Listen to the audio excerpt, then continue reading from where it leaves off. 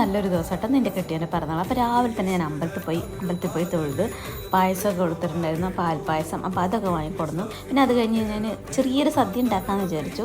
അപ്പോൾ സാധനങ്ങളൊക്കെ വാങ്ങിയിട്ടാണ് വന്നത്. അപ്പോൾ ഏകദേശം 11 മണി കേട്ടോ. അങ്ങാടിയിലൊക്കെ തെണ്ടി തിരിഞ്ഞ് വന്നപ്പോൾ പിന്നെ വേഗം ചായ കുടിച്ചു, സാധനങ്ങളൊക്കെ എടുത്തുവെച്ച് പെട്ടെന്ന് കറിക്കുള്ള പരിപാടി. രാവിലെ തന്നെ ചോറ് സ്കൂളിൽ പോകണോണ്ട് ചോറ് ഉപ്പേരിയൊക്കെ ഉണ്ടാക്കിയിട്ടുണ്ടായിരുന്നു. അപ്പോൾ ആദ്യം അവിയൽ ഉണ്ടാക്കാമെന്ന് വിചാരിച്ചു. ചേന വേവിക്കാൻ വെച്ചിട്ടുണ്ടായിരുന്നു.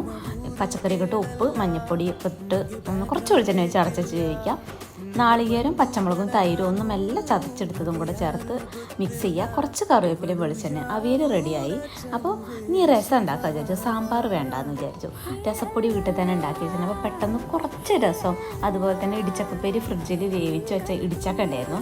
അപ്പോൾ ചെറിയുള്ളിയും ഉണക്കമുളകും ഒക്കെ ഇട്ടിട്ട് അങ്ങനെ ഒരു ഉപ്പേരി ഉണ്ടാക്കി. അപ്പോൾ അതൊക്കെ കൂട്ടി പപ്പടത്തിൻ്റെ കുറവുണ്ടായിരുന്നു, അതൊക്കെ കൂട്ടി ഞാൻ ഉച്ചയ്ക്ക് ചോറുണ്ട്. അത്രയേ ഉള്ളൂ. വീഡിയോ ഇഷ്ടപ്പെട്ട ലൈക്ക് ചെയ്യാൻ മറക്കരുതേ.